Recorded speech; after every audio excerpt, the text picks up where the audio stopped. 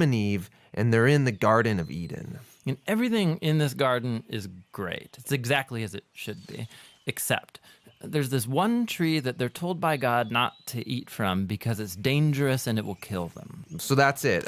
Avoid this fruit tree and we're fine. Right, it seems pretty simple. But in this garden, there's a snake, and it starts telling a different story. It says that if you eat of this tree, it's not going to kill you. In fact, it's going to make you become like God. And Adam and Eve, they believe the snake and they eat the fruit. And because of this, the goodness of the garden is tragically lost, and evil and death enters into God's good world. Now, why is there a talking snake in the garden? I mean, this thing is a problem. Yeah, it's very strange. And even more strange is the fact that the Bible doesn't say why or how this thing even got there. It just presents the snake as this creature who's in rebellion against God and that wants to get other people to doubt God's goodness and lead them on a path towards death. And so whatever this snake is, it's the source of evil that pervades our world and our lives, even still today. But there is some hope, because right here in the story, God makes this really interesting promise to Adam and Eve. That someone is going to come in the future, a son of Eve. And this guy's going to come and he's going to crush the serpent's head and destroy evil at its source. However, during this battle, the serpent is going to bite this guy's heel. So it's like a mutual destruction. Yeah, it's this very strange but beautiful promise. And it's just left hanging there until the next key moment in the story, when God singles out this guy named Abraham and says that through his family, goodness and blessing is going to be restored back to all of the nations of the world. And as we follow this family, we get to one of Abraham's great-grandsons, this guy named Judah.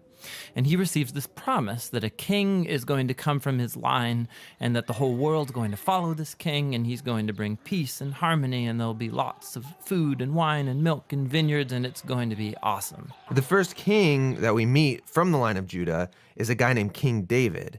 And he's a hero. Maybe he is the snake crusher. But it turns out that David is infected with the same evil as the rest of humanity. He never crushes the snake, just the opposite. However, God makes a promise to David that this king is going to eventually come from his line. But as you go on in the story, one by one, each generation of his sons, they're just total chumps. They give in to the snake, they choose evil, they go after money and sex and power and following other gods. Things get so bad that they run the nation of Israel right into the ground, and the big bad empire of Babylon just takes them out. And so now there are no more kings to even fulfill this promise. So it seems like the whole plan is lost. But during these dark days, there's this crazy group of guys called prophets, and they just kept talking about this coming king and reminding us of the promise that he'll come, he'll defeat evil, he'll restore the garden. Now, one specific prophet, Isaiah, he tells us more about why this king is bitten. Isaiah says that the promised king receives this wound because of humanity's evil, and that it kills him. But then all of a sudden he comes back, and Isaiah says it's because he suffered this wound that he can now become a source of healing to other people.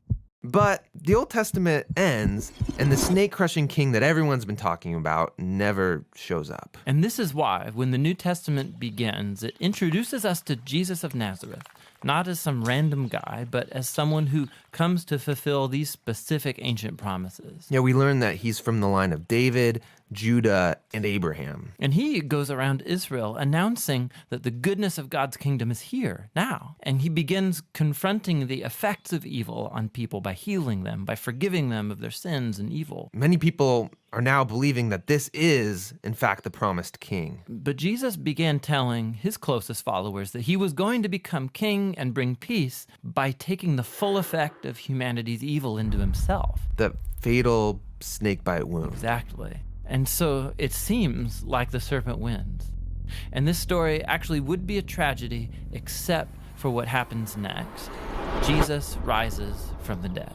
And now Jesus has the power over evil and death for himself. And so the rest of the New Testament is then making this claim that Jesus' power over evil and death has now become available to us to begin confronting the effects of evil in our lives. But even still, death and evil are a real problem in our world all around us. And so the story of the Bible ends by describing this future day when Jesus comes back and he finishes the job. He destroys the snake once and for all, and he restores the goodness of the garden here on earth.